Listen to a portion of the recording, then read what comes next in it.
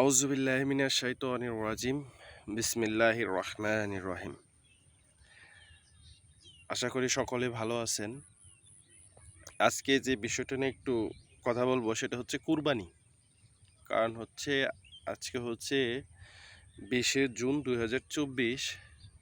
আমি ঈদের ছুটিতে বাড়িতে আসছি ১৩ তারিখ দিবাগত রাতে, মানে ১৪ তারিখ এসে পৌঁছাইছি। একদম গ্রামের পরিবেশটা অনেক সুন্দর এবং ঈদ করার জন্য পারফেক্ট। তো একটু দেখেই নেই গ্রামের পরিবেশ। একদম মাঝখানে বসে আছি একটা রাস্তা, যে কালভার্ট টাইপের। হ্যাঁ, এই যে কালভার্ট টাইপের, এখানে বসে আছি, বসে কথা বলতেছি আর কি। কথা বলবো হচ্ছে কুরবানির। মূলত কথা বলতে চাইছিলাম সূরা বাকারার ২১৯ নাম্বার আয়াত নিয়ে। কারণ কিছু নিউজ দেখলাম আর কি, সময় টিভিতে এসেছে, আর হচ্ছে আপনার the business business standard business একটা পেজ, নিউজ পেপার আর কি, ওটাও নাম করা। ওটা নিয়েও নিউজ এসেছে, নিউজ পাইলাম যে আপনার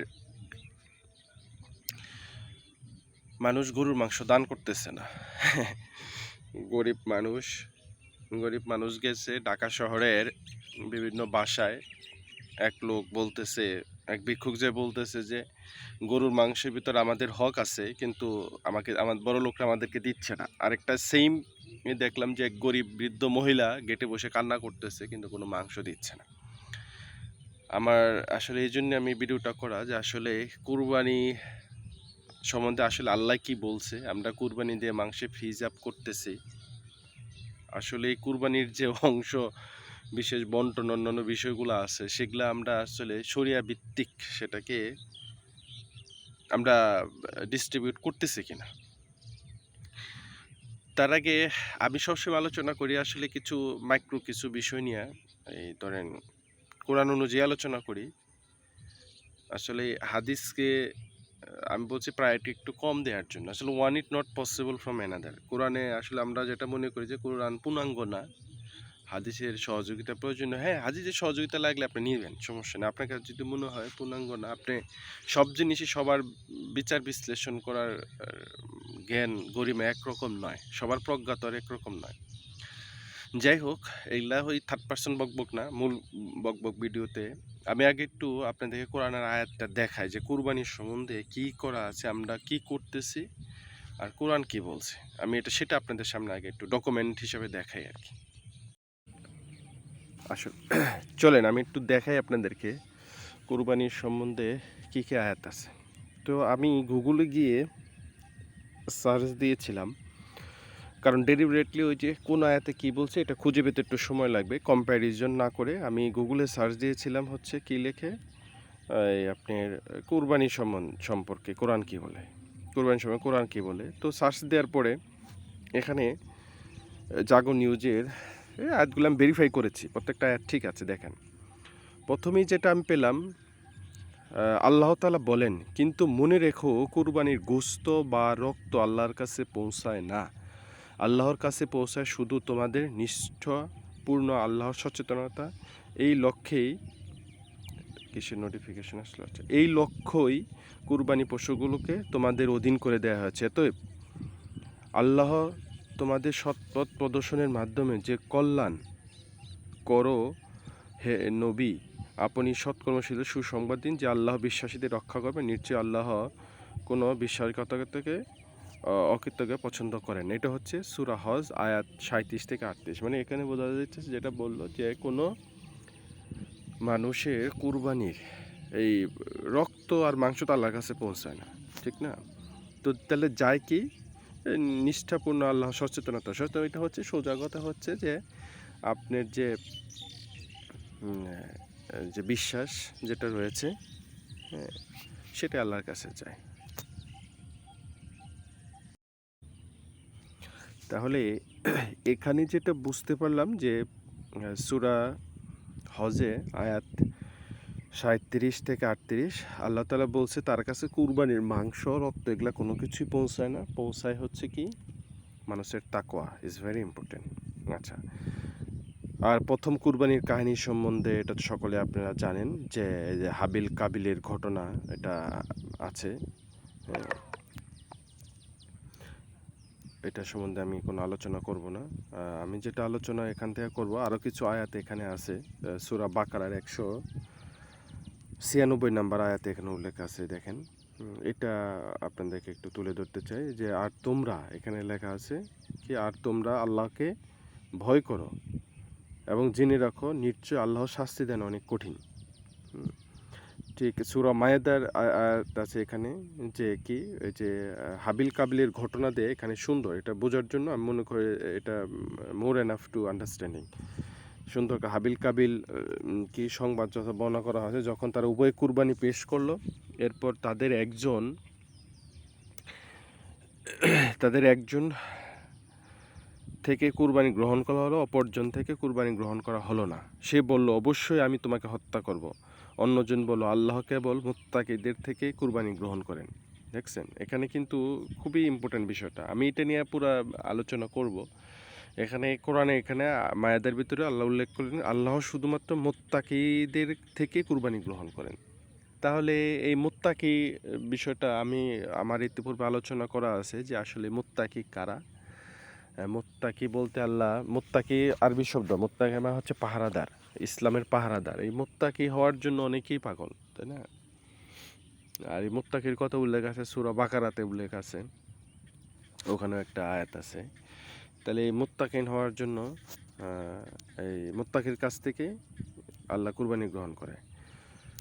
আবার এখানে সূরা আনামের আয়াত আছে, এটা আপনারা দেখে নেন কি, নিশ্চয় আমরা নামাজ, আমার কুরবানি, আমার জীবন ও মৃত্যু আল্লাহর জন্য, যিনি সব সৃষ্টির রব, তার কোনো শরিক নেই, এবং আমাকে এর নির্দেশ প্রদান করা হয়েছে, আর আমি মুসলমানদের মধ্যে প্রথম।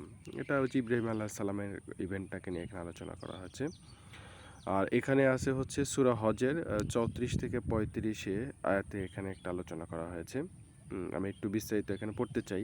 প্রত্যেক জাতির জন্য আমি কুরবানির নিয়ম করে দিয়েছি, যাতে তারা আল্লাহর নাম স্মরণ করতে পারে। যেসব জন্তু তিনি রিজিক হিসাবে দিয়েছেন তার উপরে। তোমাদের ইলা তো এক ইলা, অতএব তারই কাছে আত্মসমর্পণ করে এবং অনুগতদের সুসংবাদ দাও। যাদের কাছে আল্লাহর কথা উল্লেখ করা হলো তাদের অন্তর কেঁপে উঠে, যারা তাদের বিপদ আপদে ধৈর্য ধারণ করে, যারা সমাজ প্রতিষ্ঠা করে, আমি তাদেরকে যে রিজিক দিয়েছি তা থেকে ব্যয় করে। এখন যে তারা যে ব্যয় করে, এইটাই হচ্ছে আমার আলোচনার মূল বিষয়। আমি এই জন্য প্রথমে বলেছি যে আজকে আলোচনা মানে বকবকানি ভিডিও যদিও বলি, আজকে একটু গুরুত্বপূর্ণ। এই যে রিজিক থেকে ব্যয় করে, এখন এই আয়াত নাজিল হওয়ার পরে হয়তো রাসূল সাল্লাল্লাহু আলাইহি সাল্লাম কখনো কথা বলতেছিল, হয়তো তার সাহাবাগণ জিজ্ঞেস করতেছিল যে আমরা আসলে কিসে ব্যয় করব, কিভাবে ব্যয় করব। আমি যে আমার একটা পেজ আছে আধ্যাত্মিক জগৎ ও আত্মশুদ্ধির পথ, ওখানে আমি বলেছি যে মানুষ কিসে ব্যয় করবে সেটা ডেলিবারেটলি উল্লেখ করা আছে, এই খাত তারা ব্যয় করতে পারবে। সূরা বাকারা 177 নম্বর আয়াতে সেখানে মানুষ কোন কোন জায়গায় তার ব্যয় করতে পারে সেটা করতে পারে। আর কি পরিমাণ ব্যয় করবে, দ্যাট ইজ দ্য কোশ্চেন, যে আমি কী পরিমাণ ব্যয় করতে পারবো। এখানে আল্লাহ ওই যে সূরা বাকারায় 219 নম্বর আয়াতে উল্লেখ করছে যে আপনি আপনার প্রয়োজনের অতিরিক্ত সব আপনাকে ব্যয় করে দিতে হবে। আপনার যে প্রয়োজন আছে সেটার অতিরিক্ত আপনাকে সব ব্যয় করে দিতে হবে। সেটা আমি একটু আপনাদেরকে দেখেন, সূরা বাকারা আয়াত 219। এই দেখেন সূরা বাকারা আয়াত 219। এখানে লোকে তোমাকে মদ ও জুয়া সম্পর্কে জিজ্ঞেস করে, বলো উভয়ের মধ্যে আছে মহাপাপ এবং মানুষের জন্য উপকার। দেখছেন, উভয়ের মধ্যে আছে মহাপাপ এবং মানুষের জন্য উপকার। এই মদ এবং জুয়া, এই দেখেন, আর প্রথম আল্লাহ বললো কি, উভয়ের মধ্যে আছে মহাপাপ। এই মদ জুয়ার মধ্যে পাপও আছে, আবার মানুষের জন্য উপকারও আছে। এই যে মদ বিয়ার মানে কি, অ্যালকোহল ছাড়া কোনো ম্যাক্সিমাম মেডিসিন আপনি এই অ্যালকোহল দ্বারা, মানে আপনি পরিমাণত একটা উপকারও আছে, আবার এর ভিতরে অপরাধও আছে। তার মানে যে কোনো জিনিস আপনি পরিমাণযোগ্য যদি খান, ব্যবহার করেন, যেটা আপনার জন্য উপকার সেটা যদি করেন, সেটা কিন্তু অপরাধ না। আপনি সেটাকে যদি নেশা হিসাবে বা অন্য কোনোভাবে ইউজ করেন, তাহলে কিন্তু আপনার ওই যে বলা আছে যে মহাপাপ। ঠিক আছে, খেয়াল রাখতে হয় বিষয়গুলো। আরেকটা বিষয় হচ্ছে যে প্রয়োজনের অতিরিক্ত যে কোনো জিনিস আপনি খান, ওটা আপনার শরীরের সাথে অ্যাডজাস্ট, মানে ওটা আপনার জন্য হারাম। আপনি যদি একটা টুপি মাথায় দেন নিজেকে দাম্ভিকতা প্রকাশের জন্য, ওটাও আপনার জন্য হারাম। আপনি টুপি মাথায় দেন সুন্নত, কিন্তু এটা যদি আপনি দাম্ভিকতা প্রকাশের জন্য করেন তাহলে ওটা আপনার জন্য ডিরেক্ট হারাম, করা যাবে না একটু। কিন্তু উহাদের পাপ উপকারের অপেক্ষা অধিক। আবার আল্লাহ এখানে আরেকটা প্রভিশন দিলেন কি, কিন্তু পাপ উপকারে দেন, আসলে খারাপটাই বেশি উপকারের চেয়ে। হ্যাঁ, লোকে তোমাকে জিজ্ঞেস করে, এই দেখেন, লোকে তোমাকে জিজ্ঞেস করে কি তাহারা ব্যয় করবে। This is very interrogative. হ্যাঁ, দিস ইজ দ্য কোশ্চেন।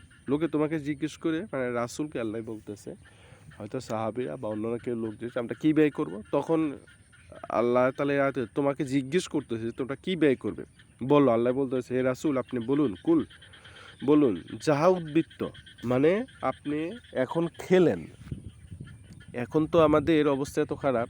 হ্যাঁ, যাই হোক ওটা না বলি, বলতেছে যে যাহা উদ্বৃত্ত মানে যাহা অতিরিক্ত তাহাই ব্যয় করতে হয়। এইভাবে আল্লাহর বিধান তোমাদের জন্য সুপুষ্ট ব্যক্ত করা হয়, যাহাতে তোমরা চিন্তা করেন। এভাবেই আল্লাহর বিধান তোমাদের জন্য সুস্পষ্টভাবে ব্যক্ত করা হলো। এখানে তো আল্লাহ স্পষ্ট করে বলেই দিলেন যে আমাকে কি ব্যয় করতে হবে, বুঝতে পারছেন? তারপরে এখানে দেখেন পরের আয়াত নাম্বার হচ্ছে 219 এবং 20 পড়লাম। 21 দেখেন, দুনিয়া আখিরাত সম্বন্ধে লোকে তোমাকে ইয়াতীমদের সহ জিজ্ঞেস করে, বলো সুসংবাদ সুব্যবস্থা করো তাদের, তোমরা যদি তাদের সঙ্গে একত্রিত হতো। মানে কি বিষয়ে তিনি ইতিমদের একটা নির্দেশনা দিয়েছে। যাই হোক, এখন যে আলোচনা করব এই আয়াতটা নিয়ে আমি একটু আপনাদের সামনে একটু আলোচনা করি। এখন এই সুস্পষ্ট প্রভিশন থাকার পরেও যদি আমরা এই চিন্তা ভাবনা না করি যে আমরা কিসে ব্যয় করব, যেখানে আল্লাহ বলেই দিলেন যে তোমার উদ্বৃত্ত যে অংশটুকু, মনে করেন যে আপনি খেলেন, এখন খেলেন, এই খাওয়ার পরে আপনি সর্বোচ্চ আপনি পরের ওয়াক্ত কি খাবেন, মানে আমি এখন দুপুরে খেলাম, বিকালে আমি কি খাবো, এটাও রাখারও নির্দেশ নেই যে তুমি এখন কি খেলা পরের ওয়াক্ত তুমি উদ্বৃত্ত মনে করে জমা রাখবা, এটা রাখার কোনো সুযোগ নেই। বলছে তুমি খাইছো বা যেটা করছো, খাওয়ার পর তোমার অতিরিক্ত যা আছে সেটা তুমি কি করো, সেটাকে তোমার দান করে দিতে হবে। আর আমরা যেটা করতেছি, আমার কোশ্চেনটা হচ্ছে এই জায়গায়, যারা আমরা কুরবানি দিলাম, কুরবানি দেওয়ার পরে যে আমরা খেলাম, খাওয়ার পরে যে অতিরিক্ত যে বিষয়গুলো যে আমরা ফ্রিজিং করতেছি বা ডিপ ফ্রিজে রেখে দিচ্ছি, আমরা যাতে এটা আমি নিজেও করতেছি, আল্লাহ মাফ করুক, আমি নিজেও করতেছি। আমি চিন্তা করতেছি যে মাংস আমি যদিও কুরবানি দেইনি বা আত্মীয় স্বজন থেকে পেয়েছি বা আমার আব্বা দিয়েছে, আমরা এখনও যৌথ ফ্যামিলি আর কি, আমরা 3 ভাই। তো হয়তো মাংস কিছু দিবে, এটা আমি চিন্তা করছি ঢাকা নিয়ে আমি তো ওখানে হয়তো বাসা খেতে পারবো। তাহলে আমি যে উদ্বৃত্ত অংশ আমি রেখে দিয়ে চিন্তা করছি, এটাও আমার জন্য কোরআন নির্দেশ করে না। কিন্তু আমরা যারা ভাস্ট পরিমাণ কুরবানি দিয়েছি বা আমরা যারা একটু স্বাবলম্বী, যারা বিলাসিতা 2, 3টা, 4টা, 5টা কুরবানি দিয়েছি, ন্যূনতম আমাদের আমরা রাখি কিছু জমায় রাখা, কিন্তু যে জিনিসটা একদম উদ্বৃত্ত হয়ে গেছে, যেটা আমার 6-7 মাস খাওয়ার প্ল্যান, সেটা না খেয়ে যদি আমি এর ভিতরে তাদেরকে কিছু গরিব দুঃখী, সে তো পাক সমাজে ইসলামের সুন্দর ডিস্ট্রিবিউশন দেওয়া আছে যে সমাজের জন্য ভাগ, আত্মীয় স্বজনদের জন্য ভাগ, গরিব দুঃখীদের জন্য ভাগ, এভাবে যদি আমি ন্যূনতম তাদেরকে দান করে দেই, তাহলে মনে হয় আমাদের এই পথ চলাটা আরও বেশি সহজ হয়।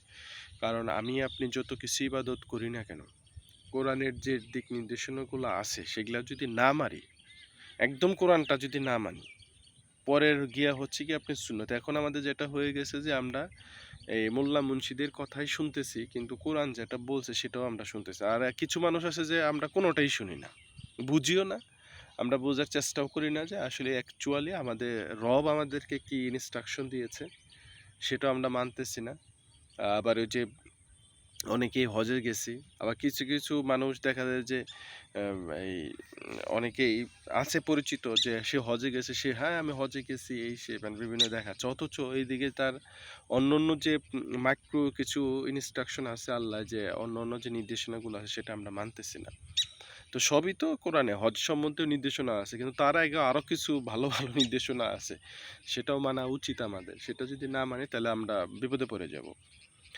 যাই হোক, আজকে ভিডিও মূলত গ্রামে আসছি, গ্রামের বাড়িতে ভাবলাম একটা ভিডিও করি, সেটার জন্য আসলে এখানে ভিডিওটা করা। আর নিউজগুলো দেখে খারাপ লাগতেছিল, আসলে গ্রামের পরিবেশটা তো আসলে অন্যরকম। এখানে আপনি মানুষের জন্য যতই করবেন, দেখা যায় যে মানুষ আরো বেশি এখানে আপনার আরো বেশি জড়ো হয়ে থাকবে। আপনি যদি দেখা গেল যে আপনি ২ বা ২০ এরকম করলেন যে আপনি একটা ছাগল কোরবানি দিয়েছেন, আপনি কিছু মাংস ডিস্ট্রিবিউট করে দিবেন ঘরের ভিতরে। ২ জন বা ৫ জনকে দিলেন। দেখা গেল যে আপনার আশেপাশে যাদেরকে মনে হচ্ছে দিলেন। হুম? এটা মনে করেন ন্যানো মিনিটের ভিতরে মনে করেন যে এটা আপনার সার্কুলেট হয়ে জমকে মাংস দিচ্ছে। আরো ২০ জন এসে জড়ো হবে। সো আপনি যেভাবে প্ল্যান করেন এটা হয় না। কিন্তু সমাজে সবাইকে এগিয়ে আসতে হবে। আপনি এককভাবে কোনো কিছু হ্যাঁ, একাই একজন পরিবর্তন করতে পারে। পুরা দেশ যাতে চেঞ্জ করতে পারে, রাসূল সাল্লাল্লাহু আলাইহি সাল্লাম করে গেছে। একদম মরু অঞ্চলে পুরা আলোর বাতি জ্বালাই দিয়ে গেছে ওরা ওয়ার্ল্ডে, এবং সে ওখানে বসে পুরা দেশ শাসন করেছে। আসলে তখন রাসূল সাল্লাল্লাহু আলাইহি করেছিলেন, কারণ রাসূলের সাথে সরাসরি যার কানেকশন ছিল, মহান রব, তার সাথে যেভাবে কমিউনিকেশন মাধ্যমে সে নির্দেশনা পেয়েছে, আমরা general people is very difficult. তারপরেও সম্ভব। অনেক মানুষই, অনেক গণিমান ব্যক্তি চেঞ্জ করেছে। কিন্তু আমাদেরটা হয়ে গেছে অন্যরকম। এখন আমরা যে জেনারেশনে বাস করছি, আমাদের ওই পৃথিবীতে আসার পরে থেকে আমাদের পিছুটান শুরু হয়। ফ্যামিলি থেকে, পারিবারিক সবকিছু থেকে আমরা যে সমস্তগুলো শিখি, দেখি, আমাদের ওই নিজের আমার ভিতরে যে আমার আমিত্বটা, সেটা আমরা আসলে বিলীন করতে পারি না।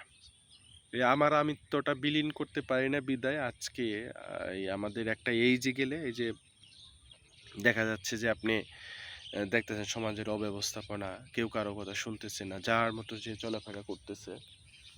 আসলে এটাতে কোনো নেই, কি বলবেন আপনি? ইসলামের কোনো কালচার নেই। কিছু লোক একদিকে চিন্তা ভাবনা করে আর কিছু, কিন্তু এটাকে যদি একটা জায়গায় চিন্তা ভাবনা করে নিয়ে আসা যায়, একটা গোত্রেতে, একটা জায়গায়, তাহলে দেখবেন সমাজটা সুন্দর হয়ে যাবে। যাই হোক, এগুলা আমার খামাখা বকবকানি ভিডিও আরকি। বললাম আরকি। মূলত কুরবানি নিয়েই ওইটা বলারই ইচ্ছা ছিল। আমার এই ভিডিওগুলো আসলে কেউ দেখে না। নিজেই করি আরকি, নিজে থেকে দেখার জন্য। তারপরেও যারা আমরা দেখেন, যখনই দেখবেন, যদি কোনো এরকম নীতি নির্ধারক মানুষ থাকেন যে এই বিষয়গুলা বিবেচনা করা উচিত। আমি যে কুরবানিটা দিচ্ছি, আসলে কিসের কুরবানি দিচ্ছি? কুরবানিটা আমার হচ্ছে কিনা?